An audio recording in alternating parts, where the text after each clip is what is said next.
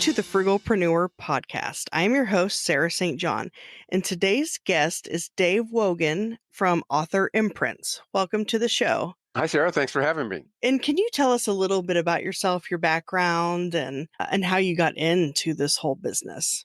Well, my background's technology and publishing, those two things. Years ago, I managed the IBM donation to the Olympics in 1984 and stayed in tech after that. And I actually ended up working for a very large publishing company, a Fortune 150 company at the time that's no longer here, called Times Mirror, and they owned the LA Times and a number of other newspapers and book publishers. And I got very involved in new media, online stuff. And this I'm talking about back in the late 80s, early 90s. And I was doing ebooks, and I quickly discovered that no one had a way to distribute those. So that just kind of went away. And, publishing was very challenging because of the distribution issue, and ended up getting involved in the startups and managing those in the sports world and building university websites. Kind of came up with an idea to build it for their brand. It was kind of interesting, one of the first to do that.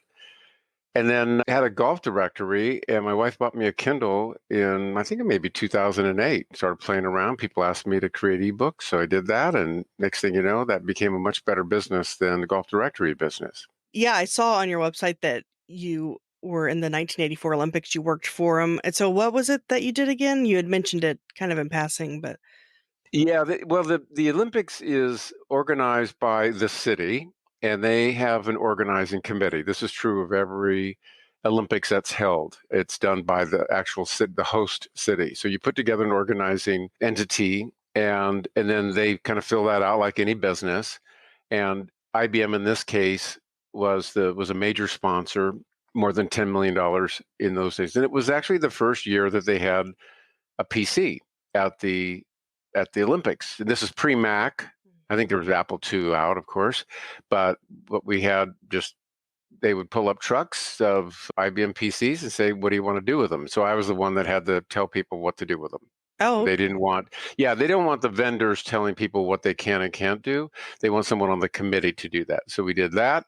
And then it's kind of a big, giant startup is what it was. And then during the games, I managed the Olympic Arrival Center at LAX, all the technology that's located there. So yeah, it was very early days. That was the year that AT&T was split up on January 1, 1984. So there was a lot of milestones reached. I had one of the first cell phones in the whole United States. Everybody in our committee had those, driving around in cars. They were too big of batteries to put in your pocket. So yeah, dating myself. Wow, that's really neat. It's a bummer that the Olympics are being postponed this year. I was looking forward to that.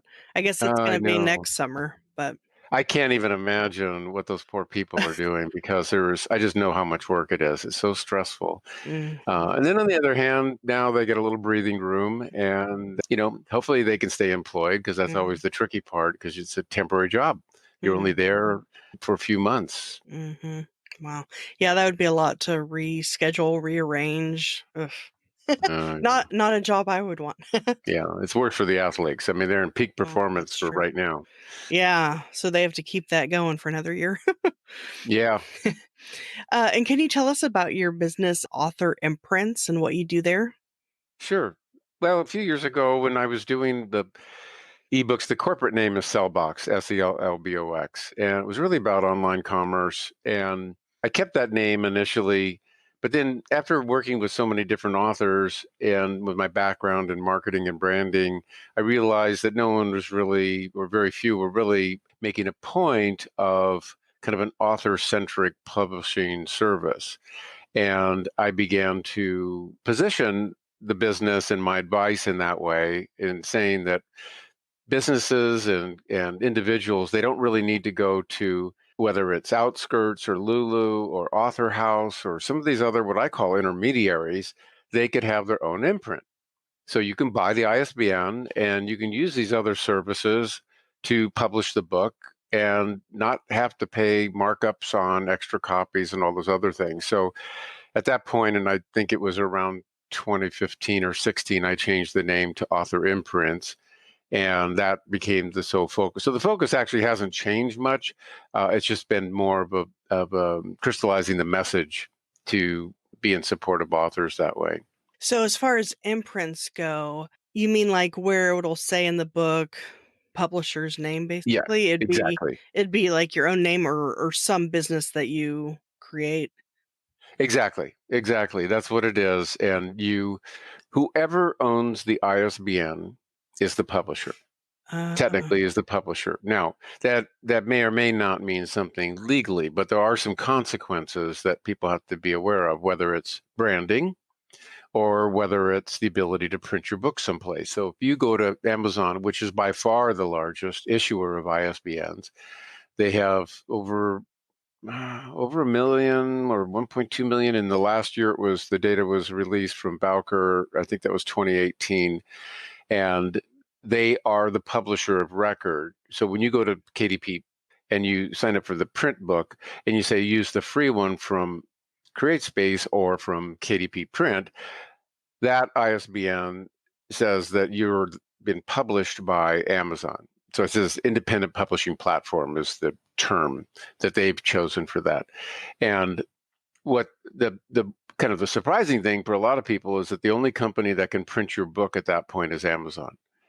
They don't make that very clear. But if you, for some reason, wanted to print up 1,000 copies because you got an order from the armed services or from a corporate, program that wanted to get a whole bunch of copies, and of course you can get it printed less expensively than POD, you can't do that. You have to go through Amazon.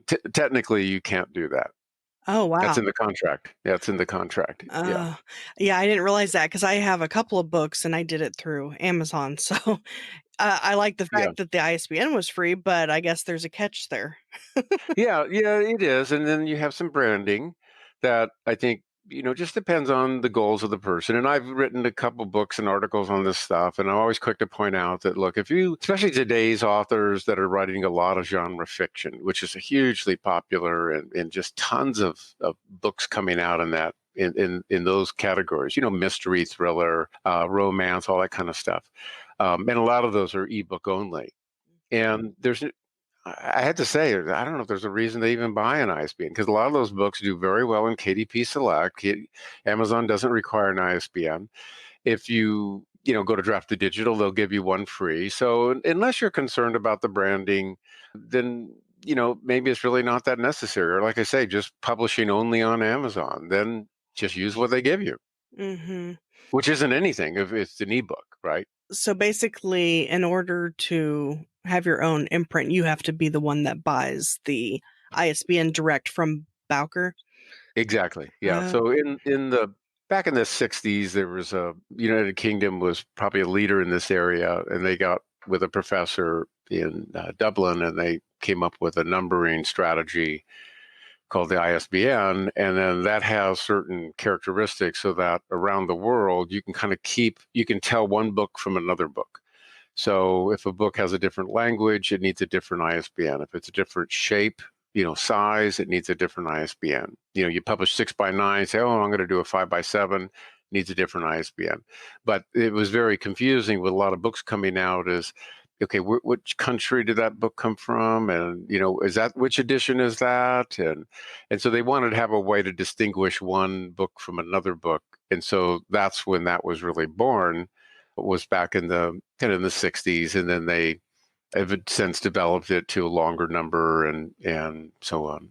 kind of like a social security number, but for a book, sort of. Yeah, for each individual book, right? And it Mhm. and it identifies that publisher and the country of publication. So people are buying books, it's helpful for them. So that means that each country, there's only one entity who is authorized to sell those numbers. And each country makes a decision about how they handle those. So in Canada, they have a French website and an English website, and ISBNs in Canada are free. They just decided we're not going to charge. And in the United States, of course, there's going to be a charge. And it's one company's Bowker, and it's the same company, Nielsen, in the United Kingdom. They're related. They also charge for it. So it's turned into, it used to actually be pretty affordable to buy just a few ISBNs. And then they figured out, wow, we could make a lot of money. And so they really jumped the price up a lot. And that's why I think you find people pushing back about buying them. But it goes to your country. So I'll work with clients in other countries and tell them, if you don't want to have a US ISBN, then just go to your local country and purchase one there or get one free maybe. They're probably less expensive than the United States. Yeah, and then I guess like Amazon or whoever, they get a bulk discount, I guess, because they probably order a whole bunch of ISBN numbers and then that's how they can give them away for free, I guess. They do, yeah. And so actually back in even 2014, 15 timeframe, you could buy 1,000 for $1,000. And a single one is $125. So it just shows you the administration of it is pretty straightforward, and the price drops very dramatically. Mm. Now it's $1,500 for 1,000. So they upped the price by 50%, and you can buy that. And my guess is Amazon buying, a million of those Mhm. plus per year is probably buying them at, pennies, right? Mhm. 25 cents or something like that. So Yeah, that's weird. You can buy one for $125 or buy 1,000 for, basically a dollar each.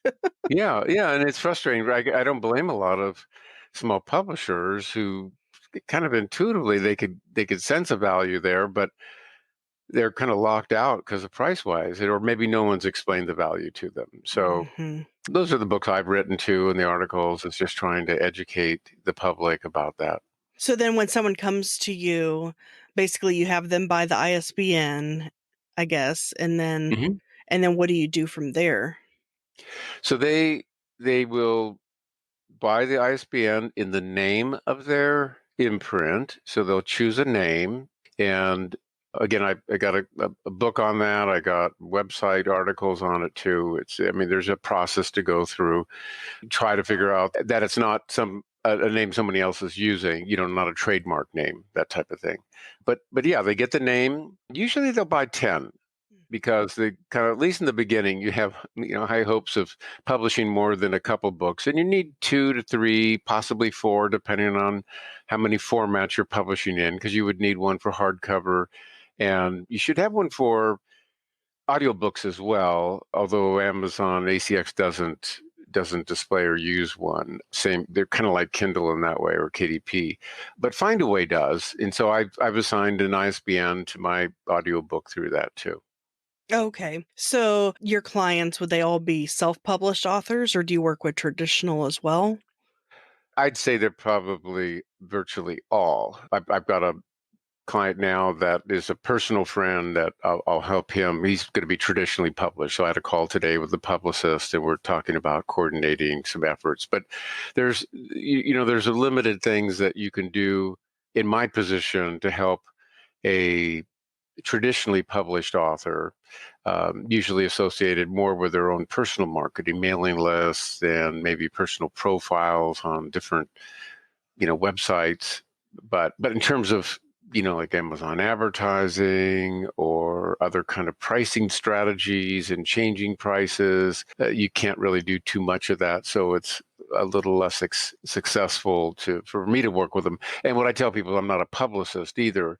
So where a traditional publicist is going to reach out to bloggers and other media and influencers, they definitely work well with self-published authors. But for me, we'll do online support in terms of marketing, say promotions and the author's platform, and any kind of Amazon specific marketing.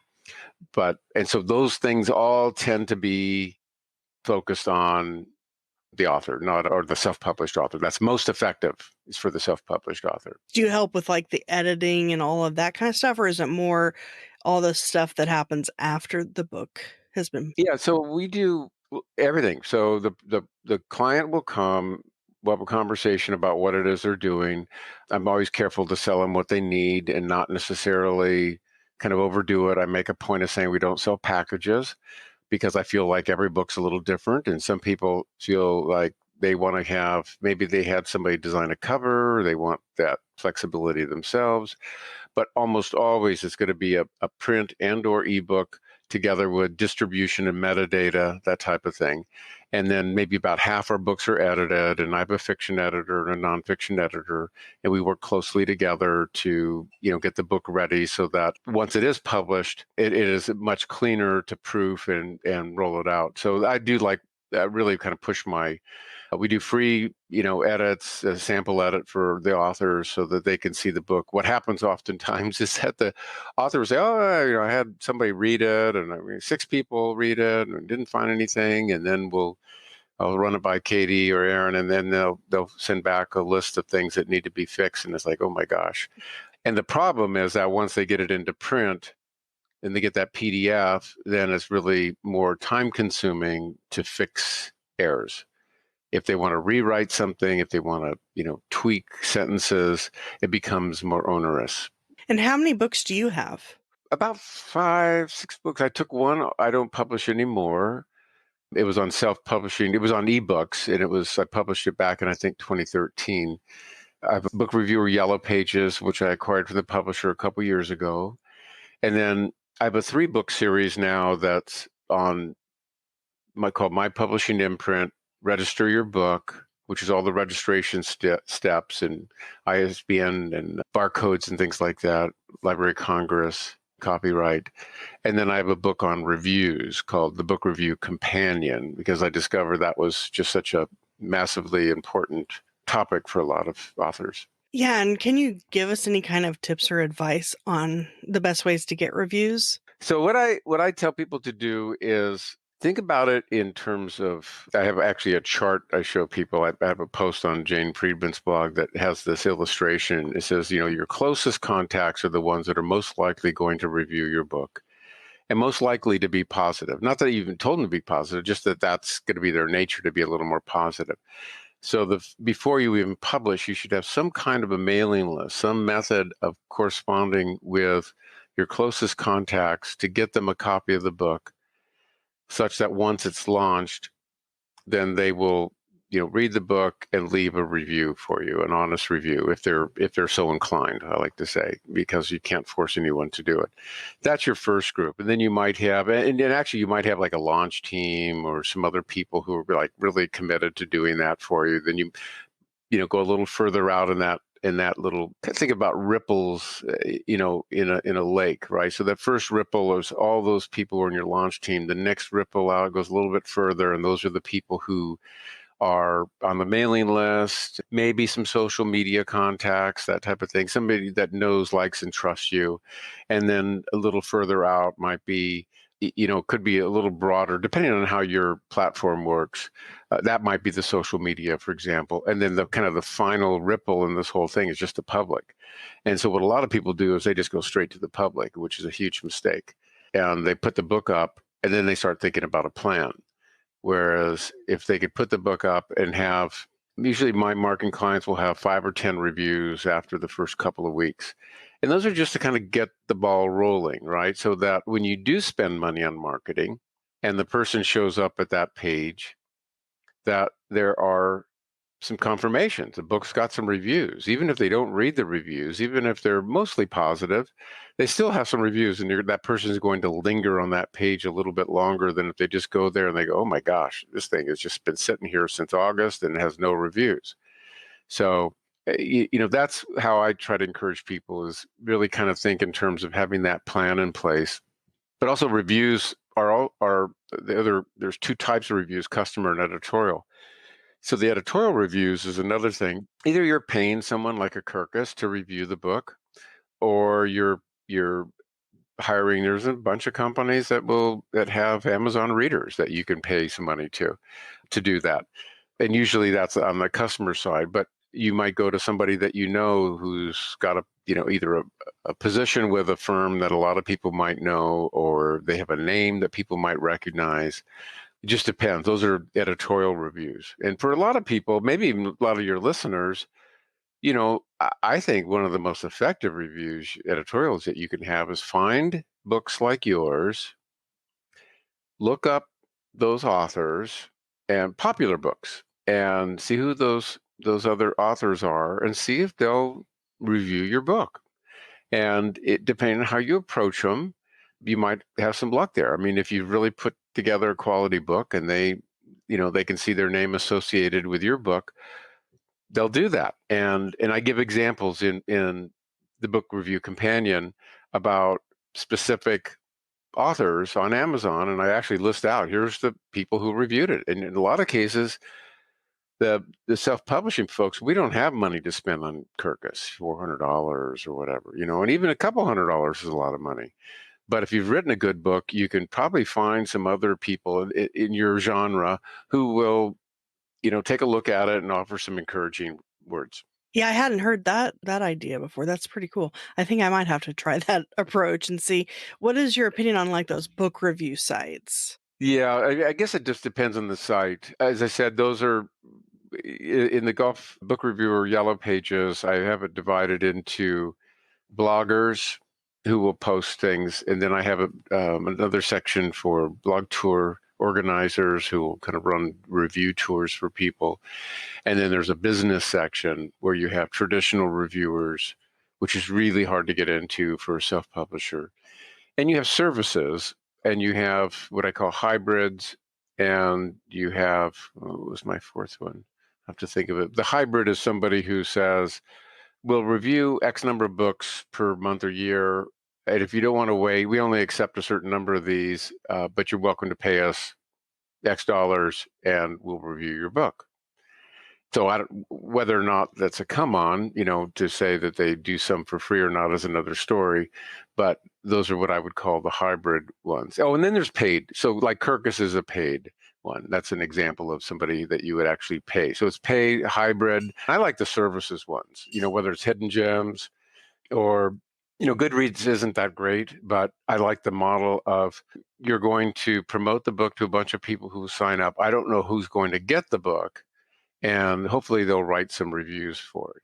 And so those are a real arm's length arrangement, which is kind of fits in with Amazon's rules that you're not really approaching an individual reviewer and saying, I'll do this if you do that. That's what you want to avoid. And then there's other ones, maybe this is what you're getting at. There's a few out there where you can just write a check and they'll have people review and post reviews on Amazon. Yeah, I've used Hidden Gems for some things. They're really good. I like them. Yeah, and they're booked up, months in advance. On your website, I was seeing stuff about republishing a book and repurposing a book. Mm-hmm. When would you republish? I guess we'll talk about that first because they're two different things. Yeah. So the republishing of a book, that's an area that's been pretty popular with, I'm just kind of going through my notes here on that. But it's I have a lot of people that like to do that because they either had a problem with their publisher or they want to have more control. And so, for example, there's a publisher, which I believe this is common knowledge. Is it dog-eared press? There's publishers that will get into financial trouble. And then the book will be stuck with that publisher, right? And so that's kind of like one group of people who they want to keep their book available to be purchased, but they can't because it's locked up with this other publisher, or they're not getting royalties or something like that. So that's one. The most common is probably that the publisher has told the author, this is a traditionally published author, we're reverting the rights, you can have your book back. Or it's in the contract that after X number of years, or if sales dwindle below a certain level, then you can have the book back. So that's a good reason some people don't like their publisher. and maybe it's a little publisher and they're able to get out of their contract. I work with people in that situation as well. Tricky because those people, I'll just add this to it, Sarah, is that when you republish, it can almost be like starting over. And you really need all those files. That is if you want to avoid the expense of republishing. And so if you were traditionally published, the publisher paid for the production files, the book cover, things of that nature. You may or may not have rights or access to any of that. And some publishers have different policies. And so in some cases, that's the first thing I'll do is, in fact, I usually charge people to even have a conversation about this, because the only way I can help them is to actually test the files prior to us having a conversation. Because they would, well, can I use these files? And I don't know until I spend, an half an hour and run it to my assistant, and we upload it and see if we get errors and that sort of thing. And so getting those files, so for people who, so the one piece of advice that I give people, and this is in part of our commitment to our clients, is that you always get the source files. And if you've self-published, you've paid somebody to produce those files. In my opinion, you should be getting those source files back. Usually that's an InDesign file, not just a PDF. And so I'd encourage, your listeners, if they are in that situation and they're hiring someone to help them publish, that's part of their deal, is they should say, well, if I want to get the files and we're all done, can I get that? And then they get them, and they should put them in a safe place, because they could give those to people like me, and then we can take them apart and make changes, fix typos, create a new cover, all those kinds of things, and we don't have to redesign the book, which could end up being, $1,000, $2,000. And then as far as repurposing, do you mean like taking a book and then just maybe turning it into blog posts or stuff like that, different types of content? Yeah, so repurposing, I kind of divide it into, technically a hardcover is, because most people are going to do a print book and an ebook. And you can take that paperback, at least through Ingram, and do a hardcover book pretty reasonably. So the interior files, we don't have to do anything for our clients. We just have to create a new cover for it. And using their systems more complex, but you get a hardcover. Now you have another SKU, another product to sell someone. And you can use those. You don't have to sell them online. You could use them as a premium. You could, somebody as a gift for people. I have a couple of clients that they just want hardcovers, and they got the money to spend on it. So they'll pay the $10 or $12 to buy them and give them to their friends or family. And so it's a nice thing. So that's one. Other ones, I think, workbooks, audiobook excerpts, other bonus giveaways. So I took the book review companion, and what I was telling you, chapter 6 deals with editorial reviews, how to get them and how to use them. And so I give that away. That's up on davidwogahn.com. And you can go there to Book Review Companion and listen to my audio chapter recording. It's not the entire book, but it's it's an audio book chapter for that topic. I've been thinking about doing an audiobook. It's like you can either record it yourself, you can hire someone to do it, but now there's like AI and stuff. I don't know. I'm going back and forth on the different options. Yeah, I think it just depends on the author. If it is, I can tell it's exhausting, as I've recorded a few. My son actually does all our mastering. He's a producer. And so he'll do the recording session, and he'll master the files and then do the distribution to Find a Way or ACX. If he works with an author, they can send him the files, and he'll do the mastering that way, or do a sound check, have him make improvements, that type of thing. And the client just emails him the files, and he takes care of it. Fiction is kind of tricky, because you got to have different voices, or you probably should have different voices. And like I say, it's exhausting. That's why, to be honest, I didn't read the whole book review companion, because it was just like, oh gosh, because I did my publishing imprint is an audio book, and I did register your book a couple years ago, and they were just so much work that I didn't think I was going to get a return on that investment. And I thought that it'd be better to do an excerpt from it, and it makes it kind of a unique, shareable thing. And that's something do you write nonfiction or fiction? Nonfiction. Nonfiction. Yeah. So Mhm. you might take some piece of the nonfiction and, turn that into an audiobook. And there's some pretty good tools. I don't know about the AI part of it. I hear that. I'm not sure how that really works for quality, because Mhm. it's one of those things that we can deal with crummy with crummy video, but audio is really annoying when it doesn't sound good, Mhm. It's Mhm. almost like even reading, you could probably put up with a few typos, but somehow audio is a tough one. People don't want to listen to bad recordings. Well, I appreciate your time today, and I think you've answered all my questions, but was there anything else that you wanted to go over? No, I think we covered a range of things. Like I say, for folks that want to try to save money, I think the tools that are out there now are terrific for that. Just be mindful of, things that are free and be certain about, what your long-term plan is there, because the once you make that decision, you can't really change it because you might lose your book reviews. Like if talking about ISBNs and things, I think if you're thoughtful about that, depending on what you're doing, there's a lot of ways that you can publish inexpensively these days. Yeah, and I love that. That's one reason I got into it, was because it's pretty affordable to do now. So, all right. Well, if people want to find you, they can go to authorimprints.com or davidwogahn.com. And then I'm also going to have show notes at thesarahstjohn.com /author imprints. Excellent.